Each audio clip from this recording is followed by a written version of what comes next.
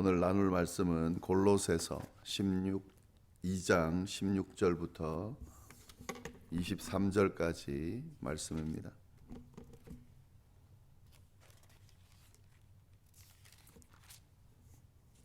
골로새서 2장, 오늘 본문이 16절부터 23절인데요. 1절부터 말씀을 제가 봉독을 쭉 하겠습니다. 우리 같이 한 목소리로 좀 봉독을 하면 좋겠습니다. 1절부터 읽겠습니다. 1절부터 23절까지 골로새서 2장 전체를 함께 읽어보도록 하겠습니다. 내가 너희와 라오디게아에 있는 자들과 무릇 내 육신의 얼굴을 보지 못한 자들을 위하여 얼마나 힘쓰는지를 너희가 알기를 원하노니, 이는 그들로 마음의 위안을 받고 사랑 안에서 연합하여 확실한 이해의 모든 풍성함과 하나님의 비밀인 그리스도를 깨닫게 하려 함이니, 그 안에는 지혜와 지식의 모든 보화가 감추어져 있느니라. 내가 이것을 말함은 아무도 교묘한 말로 너희를 속이지 못하게 하려 함이니, 이는 내가 육신으로는 떠나 있으나 심령으로는 너희와 함께 있어 너희가 질서 있게 행함과 그리스도를 믿는 너희의 믿음이 굳건한 것을 기쁘게 봄이라. 그러므로 너희가 그리스도 예수를 주로 받았으니 그 안에서 행하되 그 안에 뿌리를 박으며 세움을 받아 교훈을 받은 대로 믿음에 굳게 서서 감사함을 넘치게 하라. 누가 철학과 헛된 속임수로 너희를 사로잡을까 주의하라. 이것은 사람의 전통과 세상의 초등학문을 따르며 그리스도를 따름이 아니니라. 그 안에는 신성의 모든 충만이 육체로 거하시고 너희도 그 안에서 충만하여졌으니 그는 모든 통치자와 권세의 머리시라. 또 그 안에서 너희가 손으로 하지 아니한 할례를 받았으니 곧 육의 몸을 벗는 것이요 그리스도의 할례니라. 너희가 세례로 그리스도와 함께 장사되고 또 죽은 자들 가운데서 그를 일으키신 하나님의 역사를 믿음으로 말미암아 그 안에서 함께 일으키심을 받았느니라. 또 범죄와 육체의 무할례로 죽었던 너희를 하나님이 그와 함께 살리시고 우리의 모든 죄를 사하시고 우리를 거스르고 불리하게 하는 법 조문으로 쓴 증서를 지우시고 제하여 버리사 십자가에 못 박으시고 통치자들과 권세들을 무력화하여 드러내어 구경거리로 삼으시고 십자가로 그들을 이기셨느니라. 그러므로 먹고 마시는 것과 절기나 초하루나 안식일을 이유로 누구든지 너희를 비판하지 못하게 하라.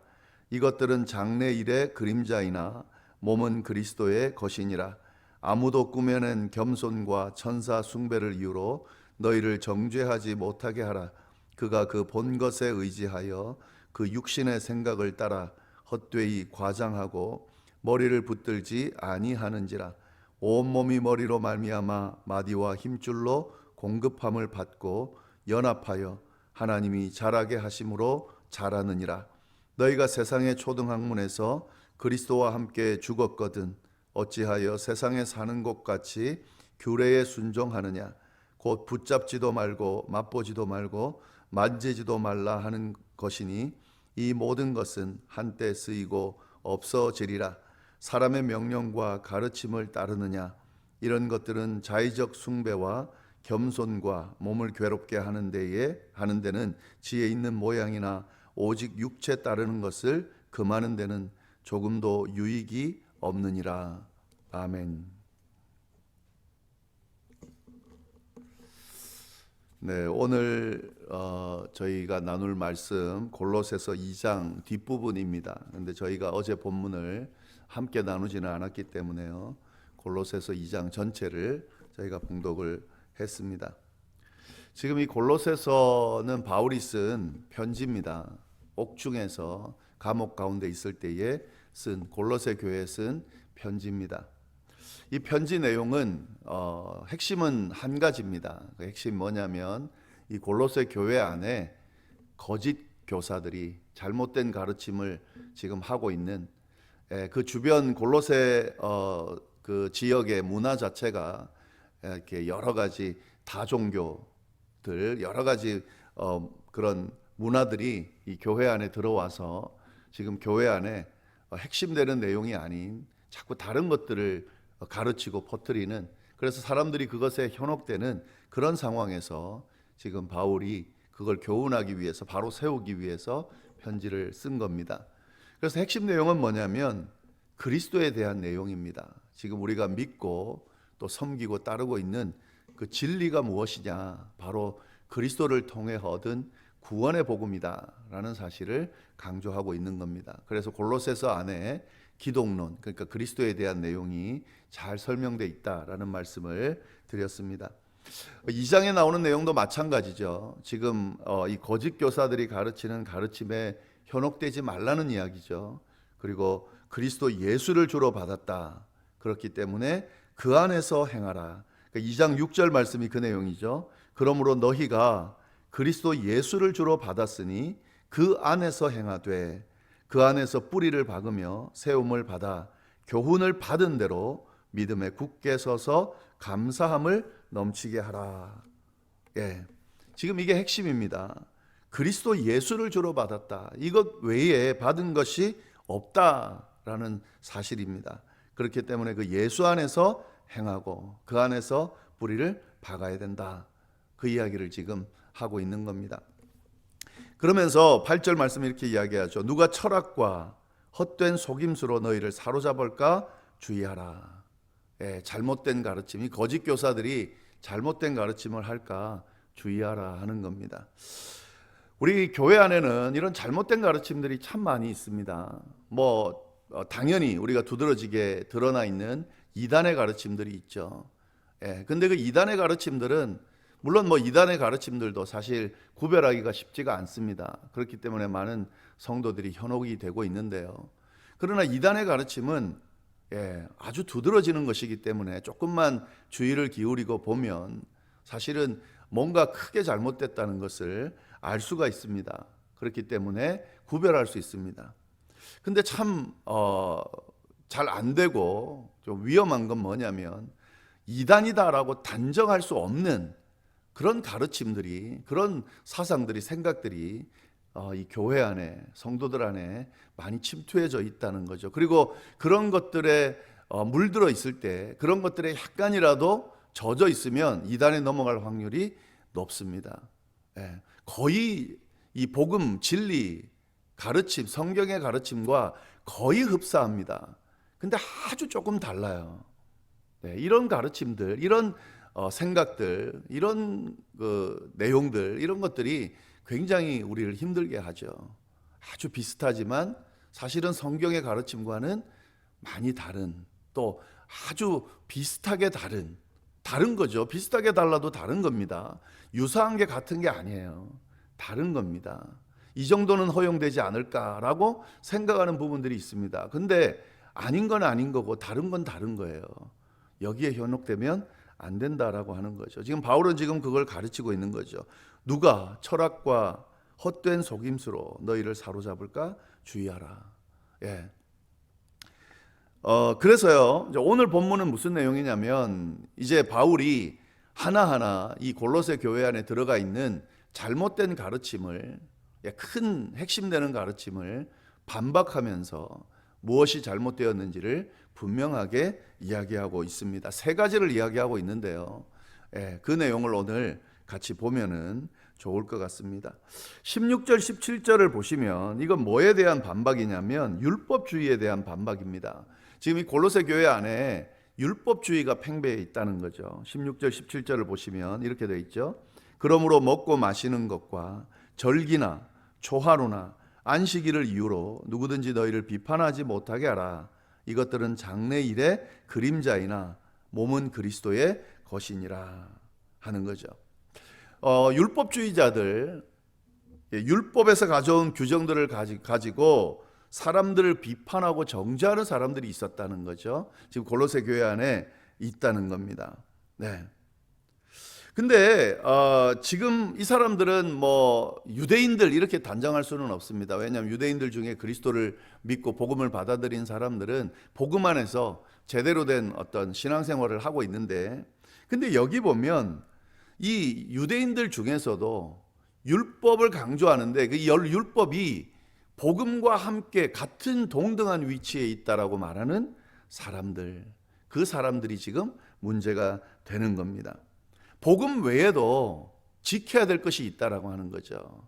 구원을 받으려면 예수 그리스도를 믿고 인정하고 받아들이는 것도 중요하지만 그것과 아울러 지금까지 지켜온 이 구약의 가르침들, 율법들을 다 지켜야만 구원 얻는다라고 이야기하는 사람들이 있었다는 거죠. 그리고 그렇지 않은 사람들을 비판하고 그 율법의 기준을 가지고 틀렸다고 정죄하는 사람들이 있었다는 거죠. 여기 이 말이 그 말입니다. 음식과 절기에 관한 규정들, 이걸 내세운다는 거죠. 초하루, 안식일, 이런 이유로 비판하지 못하게 하라라고 이야기하고 있는 겁니다. 예수 그리스도를 믿는 것 이상의 것이 필요합니까? 구원에? 여러분, 절대로 그렇지 않습니다. 예수 그리스도를 믿음으로 구원 얻는다라고 분명히 되어 있습니다.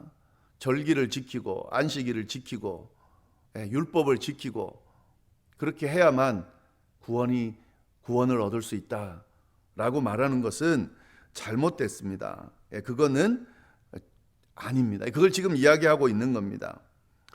17절 말씀이 그 말씀인데요. 이것들은 장래의 일의 그림자이나 몸은 그리스도의 것이니라. 이게 무슨 말이냐면요. 율법이라고 하는 것은 실체가 나타나기 위해서, 실체를 드러내기 위해서 나타내준 그림자와 같은 겁니다. 있는 거고 분명히 그 존재하는 거지만 그러나 실체의 그림자입니다. 그럼 실체가 나타나면 그림자는 완성되는 거죠. 의미가 없는 거죠.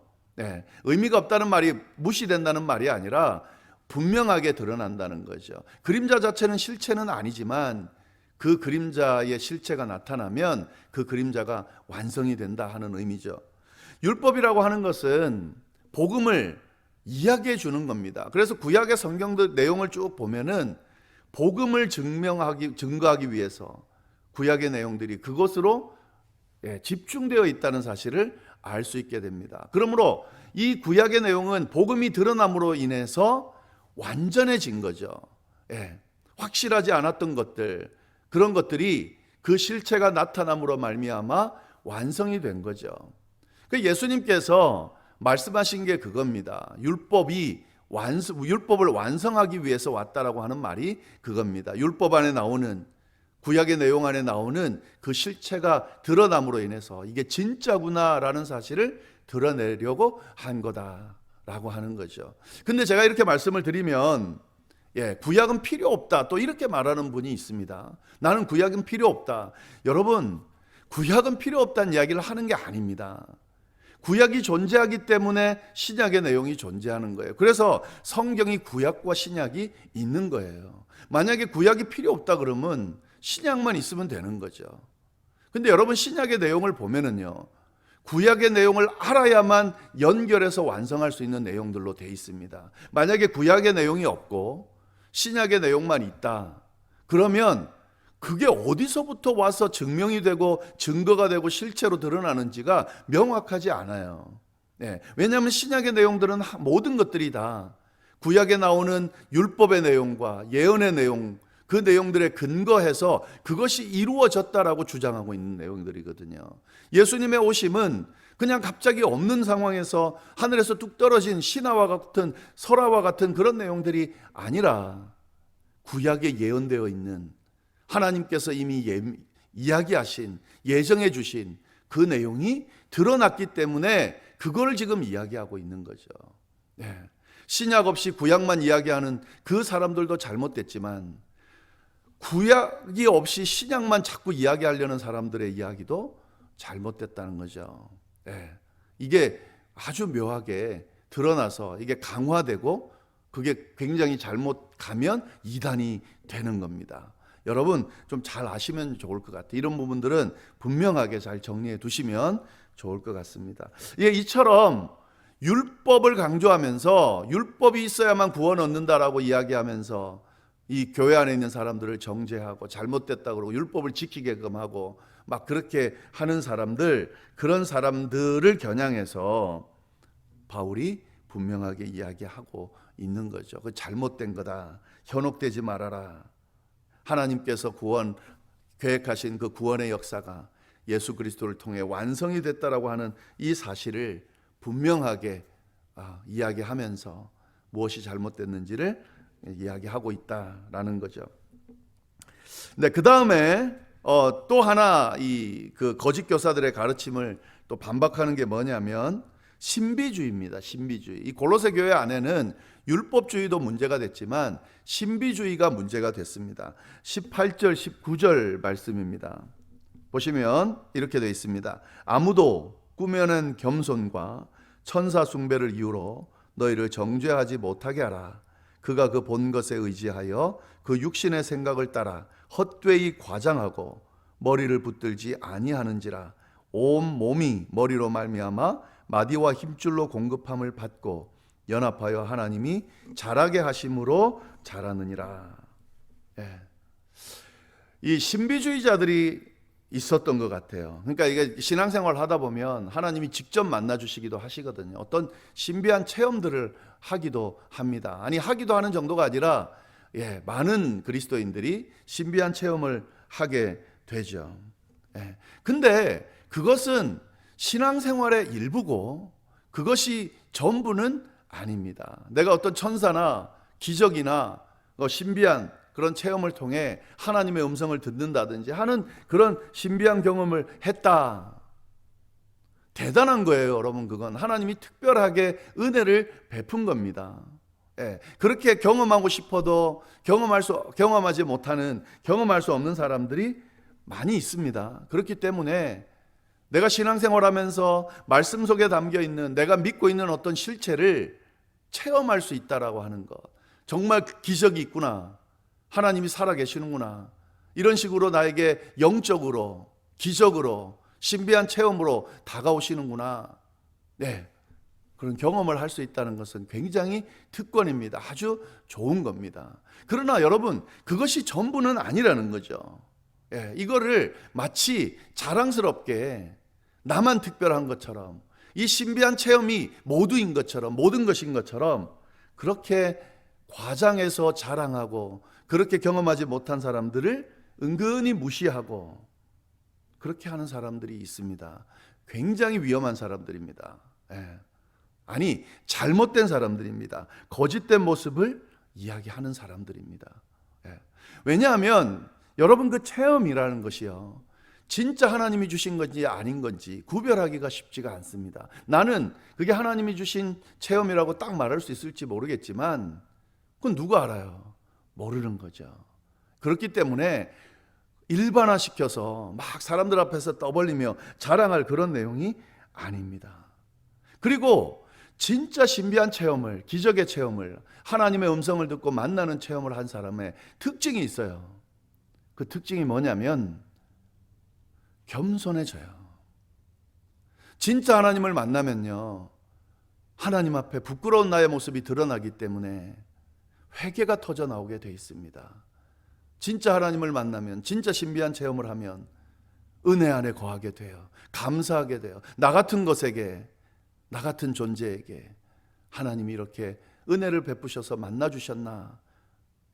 너무너무 기쁘고 사람들 앞에 자랑하고 싶지만 겸손해집니다. 진짜 겸손해집니다. 겸손한 척 할 수가 없어요. 겸손해질 수밖에 없습니다. 바울의 경우는요, 셋째 하늘까지 갔다 그랬습니다. 이건 뭐냐면 천국까지 갔다는, 천국을 경험했다는 거예요. 근데 바울은 어디에도요, 그 천국을 경험한 것에 대해서 자랑하고 떠벌리는 내용이 없습니다. 그리고 그걸 가지고 그걸 경험하지 못한 사람들을 향해 은근히 무시하고 나만 특별하다고 말하지 않는다는 거죠. 언급은 했지만 그 언급한 내용도 내가 그런 경험을 했음에도 불구하고 나는 하나님 앞에 부끄러운 자고 부족한 자라고 그렇게 고백하고 있다라고 하는 거죠. 신비한 체험. 근데 이 골로새 교회 안에는 이런 체험을 한 사람들이 마치 자기만 특별한 걸 경험한 것처럼 사람들 앞에 떠벌리고 그렇게 경험해야 된다고 막 주장하고, 그 은근히 사람들 무시하는 거거든요. 그렇게 하고 있다라고 하는 거죠. 이런 사기꾼들을 조심하라고 그렇게 이야기하고 있습니다. 참 안타까운 내용들인데요. 이게 사실은 저 같은 경우는 이런 체험들을 쭉 많이 했기 때문에 저도 도전드리고 싶은 마음이 있어요, 사실은.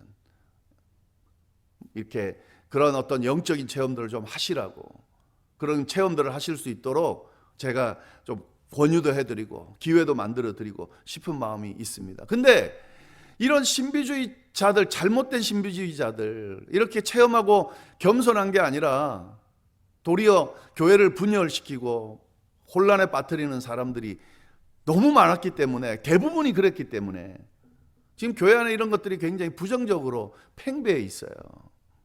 그래서 더 조심하게 되고 더 강조하지 못하게 되는 그런 분위기로 흘러가고 있습니다.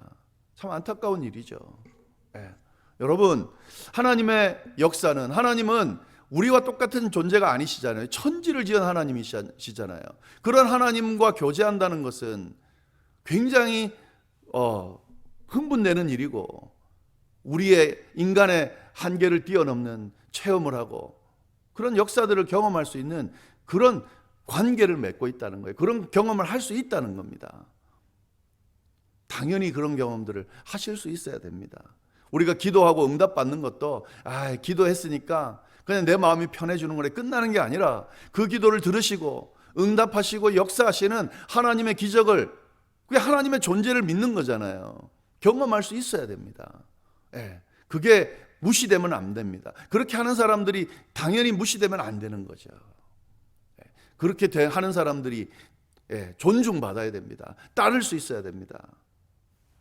근데 그렇게 하려면 그런 체험들을 한 사람들이 겸손하게, 그렇지 못한 사람들을 도래 위해서 기도하고, 그들이 혹시나 소외될까 봐, 혹시나 그렇지 못해서 자기 자신에 대해서 열등감을 느낄까 봐 더 조심하고, 그게 일반적이지 않거든요. 체험하지 않고도 하나님을 만날 수 있는 방법이 많고, 말씀 가운데 임하시는 하나님의 역사를 말씀을 통해서 경험하는 그런 놀라운 역사들이 많이 있습니다. 그리고 이런 신비한 체험이 아니어도 우리의 일상을 통해, 일반적인 일상을 통해서도 끊임없이 하나님과 교제하고 대화하고 만나고 경험하고 할 수 있거든요.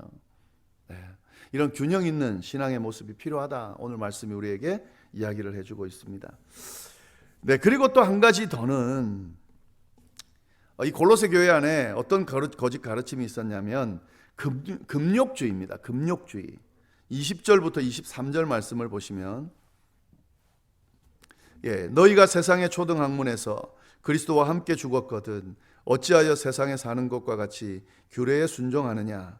곧 붙잡지도 말고 맛보지도 말고 만지지도 말라 하는 것이니 이 모든 것은 한때 쓰이고 없어지리라. 사람의 명령과 가르침을 따르느냐. 이런 것들은 자의적 숭배와 겸손과 몸을 괴롭게 하는 데는 지혜 있는 모양이나 오직 육체에 따르는 것을 금하는 데는 조금도 유익이 없느니라.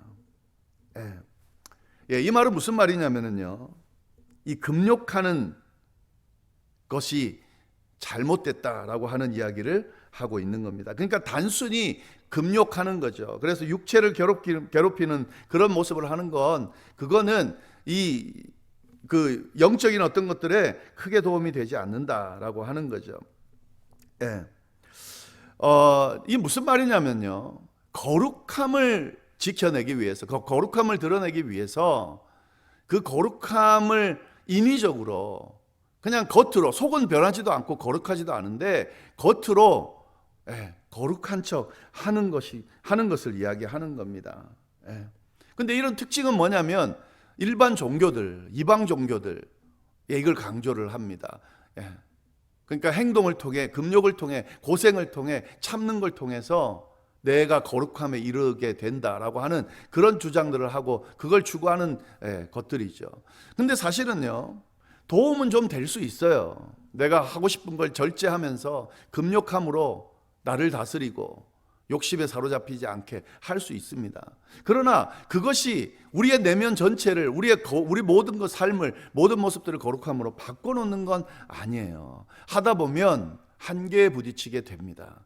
왜냐하면 인간의 한계가 어느 정도 절제할 수 있지만 그 이상의 것을 금욕함으로 우리를 거룩하게 바꿀 수는 없는 거거든요.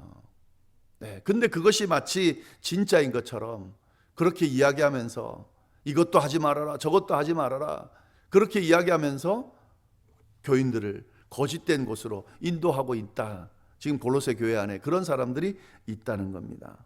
예. 금욕주의, 단순한 금욕주의, 그것은 올바른 기독교 진리가 아닙니다. 예. 무조건 참고 인내하고 뭐 그렇다고 해가지고 모든 것이 다 하나님이 원하시는 뜻대로 그렇게 이루어지는 것은 아니다라고 하는 거죠. 예. 이 세 가지 이에 대해서 바울이 분명하게 이야기하고 있습니다. 율법주의, 신비주의, 금욕주의, 이런 것들의 현역이 돼서 진짜 참된 진리를 흐트러뜨리는 거짓 교사들을 향해서 잘못됐다고 지적하고, 그리고 성도들을 향해서 이런 것들에 현혹되지 말라고 지금 이야기하고 있습니다. 그러면 어떻게 해야 되냐? 예, 그게 아니라 오직 예수 그리스도 안에서 다시 바라보는 거죠. 그리스도가 머리가 되시잖아요. 그리스도 안에서 바른 신앙을 세워가는 거죠. 예수 그리스도 안에서 바라보면요, 이 모든 것들이 제대로 바로잡혀질 수 있습니다. 율법주의, 율법에 매이지는 않지만 그리스도 안에서 율법을 완성하게 되고 진짜 참된 그리스도를 믿고 따르다 보면 율법의 소중함을 알게 되고 하나님께서 주신 그 명령을 자발적으로 성령의 능력에 도우심을 받아서 지키게 되는 거죠. 신비주의, 그리스도 안에서 이걸 바라보면 주님과 함께 동행하는 것 자체가 신비입니다. 주님과 함께 동행하며 교제하는 것 자체가 신비예요. 그 신비 안에서 참된 기적과 영이 성령의 역사를 경험할 수 있게 된다는 거죠. 금욕주의, 그리스도 안에서 바라보면 정말 하나님 앞에서 그리스도 안에서 새롭게 된 사람답게 내가 옛날 옛사람의 모습을 그대로 가지고 있는 것이 불편함으로, 또 그러면 안 되기 때문에, 나는 새로운 사람이기 때문에, 거듭난 사람이기 때문에 거듭난 사람답게 살아가는 그런 절제된 삶을 살아갈 수 있게 되는 거죠. 단순한 금욕주의가 아니라 진짜 나는 새로운 사람이기 때문에 그에 맞는 삶을 살아가기 위해서 내 삶을 절제하고 하고 싶은 대로 하지 않고 그렇게 우리를 추스르면서 살아갈 수 있게 되는 거죠. 예. 이러한 그 골로새 교회를 향한 이런 바울의 이야기는 사실은 우리 교회, 오늘날의 교회 안에도 많이 팽배해 있는 모습이죠. 우리 안에도 막 이게 조금씩 그렇게 들어가 있는 그런 모습일 수도 있습니다. 잘 한번 돌아보시면 좋겠습니다. 그리고 이 바울의 외침이 하나님의 음성으로 들릴 수 있기를, 그래서 혹시라도 율법주의에 젖어 있거나 금욕주의에 젖어 있거나 신비주의에 젖어 있는 분들이 있다면 예수 그리스도의 복음 안에서 다시 한번 들여다보고 내가 잘못 그렇게 가르쳐진, 또 따르고 있는 그런 것들이 없는지 빨리빨리 수정하면서 바로 세울 수 있게 되기를 간절히 바랍니다. 기도하겠습니다. 하나님 아버지, 참으로 감사합니다. 귀한 말씀을 통하여 우리의 신앙을 다시 한번 돌아볼 수 있게 하시니 감사합니다. 특별히 골로새 교회를 향해 외치는 바울의 음성을 통해 또 오늘날 교회를 향해 외치는 하나님의 음성을 들을 수 있도록 주여 인도하시니 참으로 감사합니다. 복음이 아닌 것, 그리스도 중심의 어떤 내용들이 아닌 것들이 너무 많이 우리 교회를 휩쓸고 또 현혹하고 자꾸 복음으로부터 벗어난 길로 가도록 그렇게 이끌고 있는 것 같습니다. 하나님, 우리가 이런 상황에서 정신을 바짝 차리고 예수 그리스도께서 허락하신 복음의 진리 안에서 이런 것들을 바라보고 평가하고 고치고 바꾸고 세우는 그런 우리 모두가 될 수 있도록 주여 인도하여 주옵소서. 함께 해 주시기를 간절히 바라고 살아계신 예수님의 이름으로 기도드립니다. 아멘.